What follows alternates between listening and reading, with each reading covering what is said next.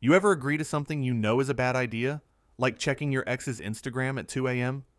Yeah. Multiply that by dinner reservations and false hope. My phone buzzed at 10:14 a.m. on a Thursday, and there it was. Camille. Can we meet? Just for closure. Marcelli's at 8? I stared at the screen like it had teeth. We hadn't spoken in 3 months. 3 months since I packed her plants into a laundry basket and told myself I'd stop letting people borrow my backbone. Closure, though. That word hits different when the person who broke you acts like they're offering a service. I took my time, clocked in at the shop, checked 2 oil leaks, and pretended not to think about it. By lunch, I'd typed 9 different replies and deleted all of them. The 10th one stuck. Me. 1 hour. Public place. 8 is fine. At 6:30 p.m., my roommate Jordan leaned against the kitchen doorframe, chewing on a celery stick like it was a cigar. So you're really going? Apparently I hate peace, I said, tying my boots. Besides, maybe I need to hear her say it to my face. He snorted. Closure's just an ex's word for reopening old wounds with better lighting. I grabbed my jacket. Thanks, Dr. Phil. Hey, I'm just saying, text me a code word if she starts crying pretty. Pineapple. I'll fake an emergency. Shut up, I laughed, but my stomach made that roller coaster dip. Camille could cry like a movie star. Makeup proof. Detroit looked sharp that night, streets reflecting the last of a late fall drizzle, storefronts stitched with neon. I parked a block away from Martelli's and took the slow walk so I could change my mind at least 3 times before the door. I didn't. The place glowed like old money. Warm amber lights, jazz leaking out the door, a hostess stand that looked like it had opinions. I caught a glimpse of myself in the window. Tired eyes, decent shirt, the same jacket I wore on our 3rd date. I almost turned back then, but the hostess smiled, and my legs kept going. Reservation, she asked. Rhodes, I said, then corrected myself. Camille Rhodes. Right this way. Camille was already there, of course, seated at a 2-top near the front window. She looked like an Apple commercial. Shiny, curated, expensive for no reason.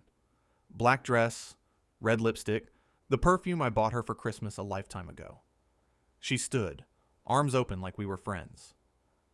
Evan, she said, soft and practiced. You look good. You look rehearsed, I said, and watched her smile falter, just enough to be honest. We sat. A waiter materialized and poured water. Camille ordered wine without asking what I wanted, then set the menu down with the grace of someone landing a plane. The table between us felt like a courtroom bench. I'm glad you came, she started. I've been doing a lot of reflection, therapy, journaling. Congrats, I said. My coping mechanisms were cheaper. Lots of running and swearing. She laughed, musical, like always. And for a second my chest did that stupid ache. I kept my face neutral. She leaned forward, elbows almost touching her wine glass. I don't want us to have bad blood, she said. You were important to me. You are important to me. I just think endings deserve care. Is that what we're doing? I asked. A funeral with appetizers? She blinked. I'm trying to be mature. And I'm trying not to throw my water. The wine arrived, dark and almost purple. She took a sip like she was auditioning for a commercial, then set the glass down exactly in the ring it had left on the table.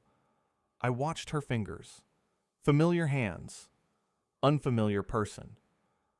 Evan, she said, gentling her voice. I hurt you. I know that.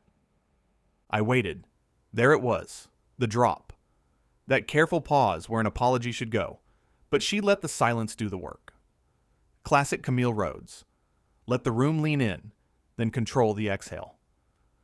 I don't expect forgiveness, she said. But I want some kind of closure for both of us. That word again, I murmured. It's important, she insisted. I hate the idea of you carrying this, of me carrying this. You're carrying a designer purse and a clean conscience, I said. I'm the one carrying questions. She didn't flinch. She never did. Ask me then, whatever you need. I had a list, folded up and faded in my pocket from the last 3 months of insomnia. I didn't pull it out. I looked at her and let every bite-sized apology she'd never actually said melt into something I could swallow. What was real? I asked finally. Was any of it? My voice sounded calmer than I felt. She softened, eyes big, the lower lip show. Don't do that. Of course it was real. Just not exclusive, I said, and her face cooled half a degree. The waiter appeared to tell us the specials. Camille perked up mid-awkwardness and smiled like she hadn't been excavating my ribs with her words. I let her order. I wasn't sure I'd even eat. My appetite had packed up and moved out around the time I saw a text from an unknown number pop up on her phone. I miss your laugh. As soon as the waiter left, she tried again, softer. Look, the way everything ended, I'm not proud. I handled it wrong. Understatement of the century, I said. She nodded, chin down, contrite, but not quite. But I want to fix the energy between us. The energy? I raised an eyebrow.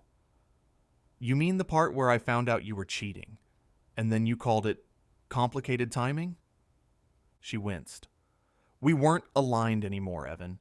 I needed someone who fit your rebrand, I finished, and she finally stopped smiling. She stared at me, and the room went a little dull around the edges. This is where she'd usually grab my hand and ask me to remember our first trip, the one with the busted Airbnb and the late-night tacos. She didn't. She glanced toward the door like she was waiting for a cue. My stomach dipped again. What are you looking at? I asked. Nothing, she said too fast, then took another sip of wine. This is a lot. Yeah, I said. Try being the one who didn't see it coming. She exhaled, every inch the woman who'd practiced this in the mirror. I appreciate you coming, she said, defaulting to politeness. I didn't want our last conversation to be angry. Then why pick a restaurant? I asked. You could have called. I wanted to look you in the eye, she said. And for a second, I almost believed her. Then the door opened behind me, and her eyes flicked past my shoulder again, sharp and bright like a secret. My chest tightened. Camille, I said slowly, who are you waiting for? Her mouth opened, closed. A tiny, guilty laugh escaped like steam from a kettle. Okay, she said, smoothing her dress. Don't be mad. Fantastic preface, I said. I'm already not mad at all. Her smile turned apologetic. I just thought it would be healthy. For who? For all of us. For a heartbeat, the jazz got louder and the table got smaller. I sat there, feeling like I was looking at a magic trick and trying to guess the pocket. My phone buzzed. Jordan, probably, ready with the pineapple code. I didn't check it. Now, I ain't no TikTok guru, but when your ex asks for closure, that's usually a coupon for chaos. That's like telling the dentist, just vibes today, and then handing him a chainsaw. While I prep for whatever circus she's about to roll in, do me a solid. Tap that subscribe button. Keeps the lights on, and my therapy copay justified. Back to the mess. I set my water down. Healthy for who exactly? I asked again, slower. She straightened her shoulders like the judge just walked in. For you, she said. For him. For me. Him, I repeated, but I already knew. My body knew. The way my hands went cold knew. The hostess at the front said something cheerful. Footsteps followed. Camille looked past me with that bright, social smile she saves for networking and birthday toasts. Evan, she said, and smoothed her napkin like a flag of surrender. I want you to meet someone. I didn't turn around yet. I just stared at her, and counted my own heartbeats. 3 months of silence, one text, 10 years of almosts, funneled into this moment like a bad decision wearing cologne. "Don't be dramatic," she whispered, reading my face. "It's better this way." "Better for who?" I asked, but it came out hoarse. A shadow leaned over the table.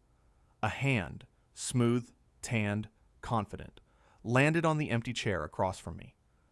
"Adrian," a voice said, friendly and firm like a handshake. "Good to finally meet you, man." I turned, and there he was, the motivational quote in human form. Crisp blazer, watch flashing like a confession. He smelled faintly like the cologne I'd once left at her place, which either meant he'd bought the same brand, or Camille had kept my scent around long enough to teach him how to wear it. "Finally," I said, and my smile felt like a paper cut. "That implies a timeline." Adrian laughed, oblivious or pretending. "We figured it's better to be adults," he said, sliding into the chair. "Clean air, no hard feelings." Camille's knee bounced under the table. She looked so pleased with herself, I could have sworn I heard applause. I stared at both of them and felt something inside me click, like a wrench finding the right angle. "Great," I said, voice flat. "Let's all breathe in the clean air together." The waiter drifted back, eyes darting from face to face, like he was tracing bullet trajectories. "Can I get you folks anything else to drink?" "Water," I said. "Lots of it." Adrian ordered something with an orange twist. Camille touched his sleeve, a tiny show of possession she probably thought I wouldn't catch. I caught it. I caught everything. I didn't throw my water. I didn't stand up. I didn't make a speech. I just sat there, measuring the distance between what I used to be willing to accept and what I was about to do. Closure, apparently, had cologne and a seat at my table. I've sat through some rough dinners in my life. Blind dates that felt like job interviews, family Thanksgivings where someone brought up politics. But nothing compared to sitting across from Camille and Adrian. There they were, smiling like I'd just been invited to my own emotional intervention. Adrian leaned forward, hand outstretched again, like he was running for office. "Man, I've heard a lot about you," he said. I didn't take his hand. I just looked at it until he awkwardly retracted it, rubbing the back of his neck like that'd smooth over the tension in the air. Camille tried to fill the silence. "Evan, don't be weird. I just thought it'd be good for us to clear the air." "Clear the air?" I said. "Camille, you could air out this restaurant and it'd still stink of bad decisions." Adrian chuckled, then realized I wasn't joking. He coughed into his napkin and muttered something about no bad vibes. The waiter, bless his brave soul, arrived with breadsticks. He must have sensed the tension because he placed the basket down like it was a bomb and walked off without saying a word. Camille took a breadstick, broke it neatly in half, and avoided my stare. "Evan, it's been months. I just wanted to do this like adults. You know, no resentment." I leaned back in my chair. "Adults? Camille? Adults pay their own therapy bills. They don't invite their ex and their new boyfriend to dinner like it's a TED Talk." Her face stiffened, that old PR manager composure snapping back into place. "You don't have to be hostile. I just thought—" "No, you didn't think," I cut in. "You just wanted to feel better about what you did. And dragging him here?" I nodded toward Adrian. "That's your idea of closure?" Adrian raised his hands in mock surrender. "Hey man, I didn't mean to make this awkward. She said it was just dinner." "Then you're dumber than you look," I said, calm but cutting. Camille gasped. "Evan!" "What?" I shrugged. "He's sitting here pretending to be part of my healing process. I'm just giving feedback." Adrian forced a laugh. "You've got jokes, man. I respect that." "I'm not joking," I said. That's when it hit me. I wasn't angry. I was done. There's a difference. Anger burns hot, quick. Done burns slow, steady. I stared at the two of them, watching them fill my old space. The private smiles, the shared glances, the faint guilt neither of them could fully hide. It was like watching a bad remake of a movie I used to love. Camille cleared her throat. Look, this isn't about blame. It's about understanding. Understanding, I repeated, rolling the word around like a piece of gristle. You cheated, lied, and humiliated me. I understand plenty. Adrian shifted in his seat. Come on, man. We didn't plan for this to happen. It just happened, I said. Right. You just happened to text each other every night while she was still in my bed. You just happened to spend those business trips at hotels with her? Pure coincidence, huh? Camille put a hand on his arm. Adrian, don't. No, let him, I said. He's clearly got insight into how betrayal works. For a second, no one spoke. Jazz from the corner saxophonist floated through the restaurant, romantic, slow, ironic as hell. Adrian finally said, You gotta move on, man. It's better for both of you. I looked him dead in the eye. You sound like a guy who's never had to clean up after his own disaster. His fake smile faltered. Camille sighed, her patience wearing thin. Evan, please. I didn't mean for this to hurt you. You brought the guy you cheated with to dinner, I said. You meant for something. Now, I ain't no relationship coach, but when your ex says she wants peace and brings the person she cheated with, that's not closure. That's community service for narcissists. Do yourself a favor. Hit that subscribe button before someone calls you to dinner therapy. Back to the chaos. Camille tried to steer things back toward civility, sipping her wine like we were in some grown-up sitcom. Can we at least be civil for one night? Sure, I said, if we redefine civil as me, not flipping this table. The waiter returned, brave again, pen in hand. Are we ready to order? I'll take the steak, Adrian said, all smiles again, like nothing had happened. Medium rare. Same for me, Camille added, voice tight. The waiter turned to me. And for you, sir? I stared at them both for a beat, then smiled. Just water. I'm already full. From all this closure. The waiter nodded slowly, probably trying not to laugh. As they ordered appetizers they didn't need, I leaned back, arms crossed. I wasn't sure whether to laugh, cry, or applaud their audacity. They looked so proud of themselves, like this dinner was some kind of moral victory. But inside, I could already feel something shifting. Not pain, not heartbreak. Clarity. That's the thing about rock bottom. Once you hit it, every floor above looks like freedom. And sitting across from them, listening to Camille pretend she was doing something noble, I realized this was never about closure. It was about ego. Hers. His. Maybe even mine. But that's fine, because the check hadn't come yet. And Karma, she always tips well. By the time the entrees hit the table, my patients had clocked out and gone home. The waiter set the plates down so gently, you'd think he was defusing a bomb. He wasn't wrong. Camille smiled. That PR smile she used when she was cornered in meetings. You should eat something, Evan, she said sweetly. It's not good to let anger sit on an empty stomach. I'm not angry, I said, cutting a breadstick into dust. I'm fascinated, like watching a car accident where both drivers are smiling. Adrian chuckled, a nervous nasal sound. Man, you've got jokes for days. I turned to him. Yeah, stick around. I bill by the hour. He went quiet, the kind of quiet that comes before regret. Camille sighed dramatically, like she was teaching a seminar on emotional maturity. You're still bitter, I get it, but this dinner wasn't meant to be hostile. Then maybe don't bring your affair partner to it, I said flatly. She flinched. I wanted to show you I've moved on, that we both can. Oh, I moved on, I said, leaning forward. I just didn't bring my proof. Adrian set his fork down. Hey man, watch your tone. And you can watch your hands stay off the silverware that's technically mine, I shot back. He blinked, confused. Camille groaned. Evan, please.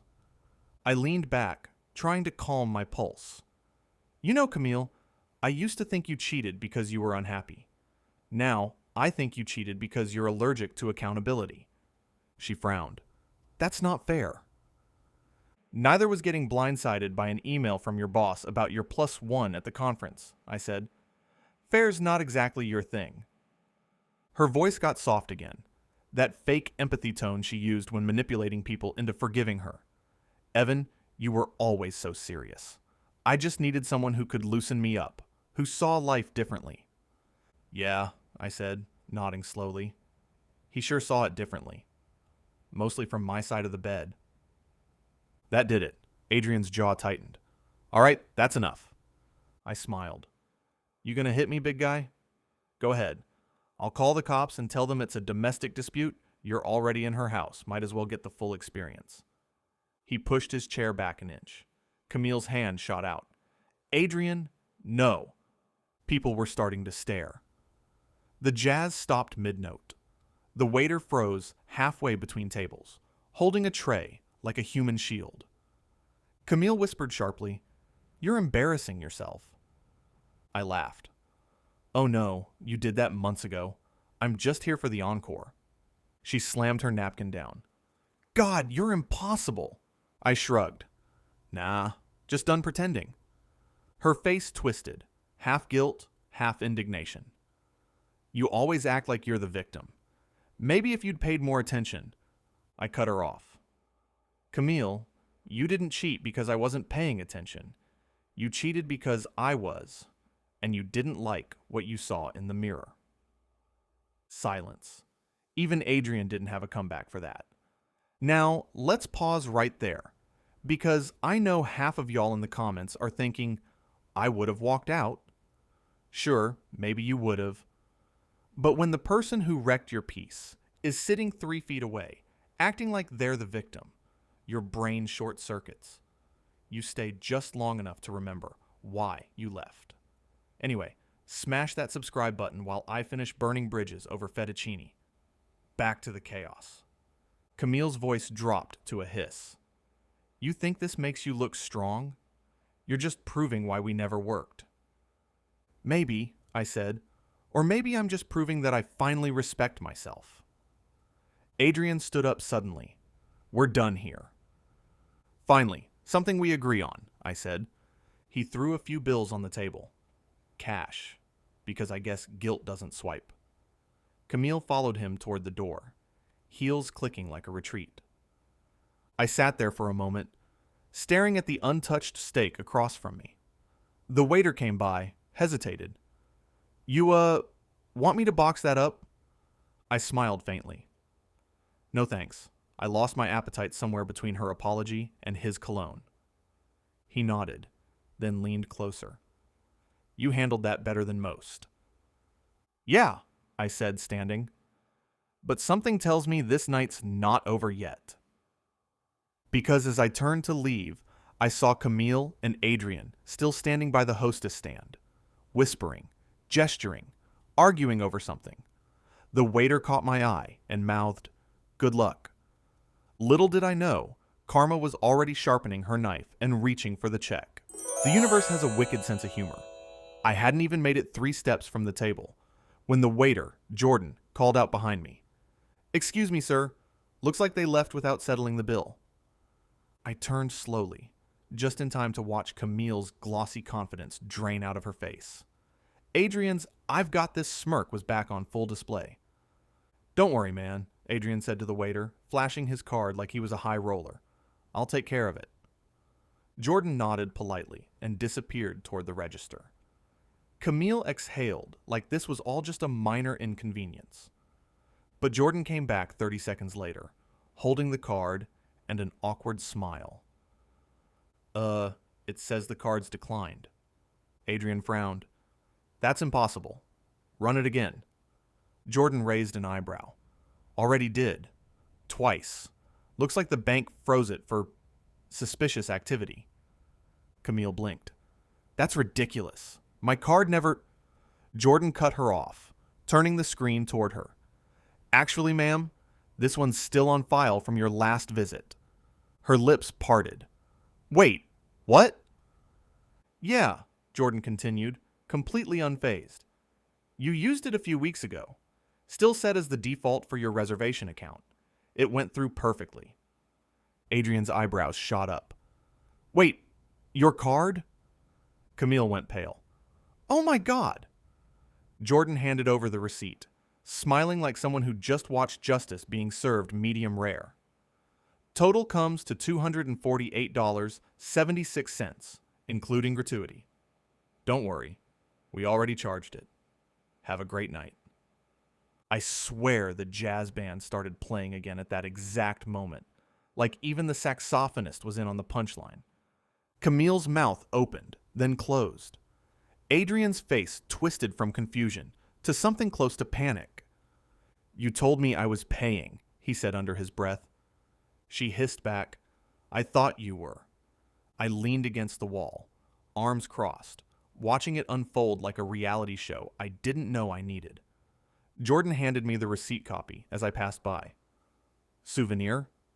I grinned. Keep it. That's not my karma to collect. Camille turned toward me, desperate now. Evan, wait. This isn't how I wanted tonight to go. Oh, I think it's going perfectly, I said. You brought me for closure. Seems like the universe just closed your tab. Adrian threw his napkin down. Unbelievable. He stalked off toward the door, muttering something about boundaries and never again. Camille followed, heels clacking, trying to save face as the room pretended not to watch. I stood there for a second, soaking it in. The absurdity, the symmetry, the quiet triumph of poetic justice. Then I smiled, reached into my wallet, and pulled out a $10 bill. Handed it to Jordan. For the performance, I said. You handled that like a professional therapist with a tray. He laughed. Man, I've seen breakups. But that was a Michelin star disaster. Now, I'm not saying I believe in karma, but sometimes the universe rolls up its sleeves and works the night shift. You don't have to plot revenge. You just have to sit back and let the credit card processor handle it. Hit that subscribe button, because justice like this deserves a round of applause and a side of breadsticks. Back to the mess. As I walked out into the night, the cool Detroit air felt cleaner than it had in months. I didn't look back. Didn't need to. Behind me, Camille's voice rose in frustration as she tried to explain to the hostess why she couldn't just void the charge. I pulled out my phone. A text from Jordan, my roommate. Jordan. Pineapple? You alive? Me. Better than ever. Dinner's on her.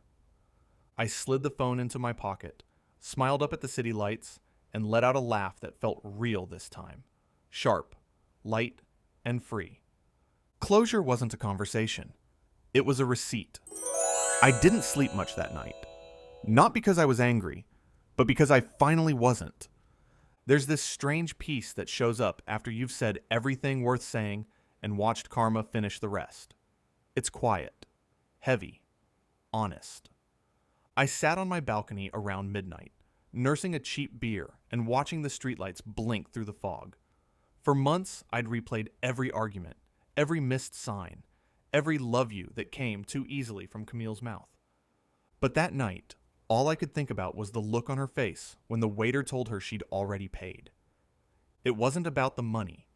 It was about symmetry. The same woman who always needed the last word, the final move, the perfect image, lost control of her own show. And me? I just watched the credits roll. The next morning, I woke up to 3 text messages. Camille. Last night got out of hand. I hope we can still be friends. Camille. I didn't mean to embarrass you.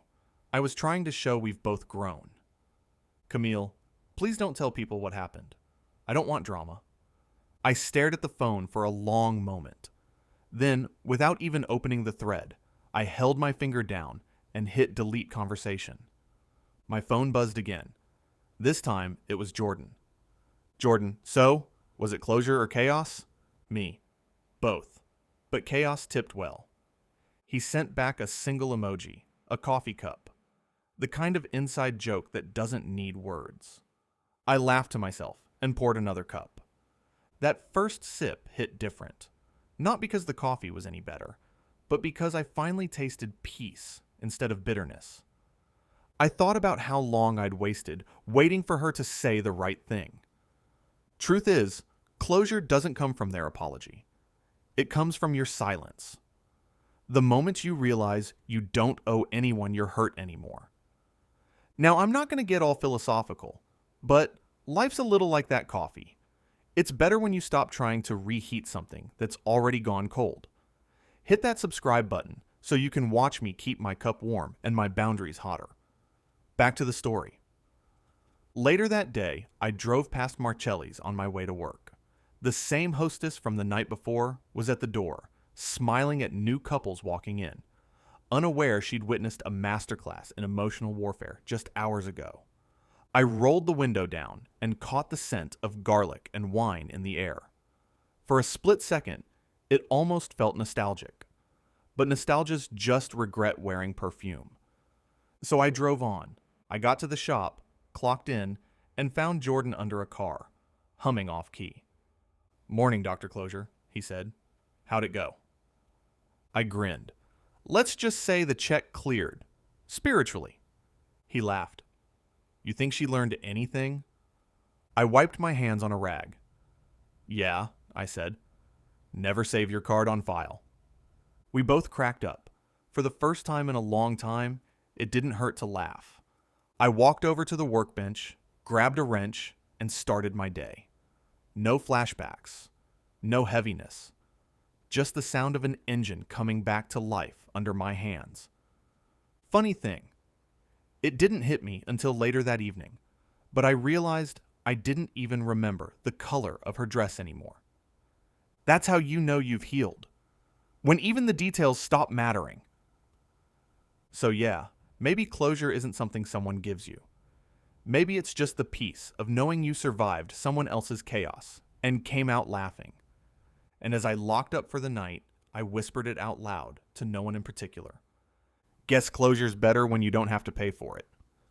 So tell me, would you have shown up for that dinner or let her talk to your voicemail? Drop your thoughts below and hit that subscribe button for more twisted truths. Because if life's gonna serve chaos, we might as well make it entertaining.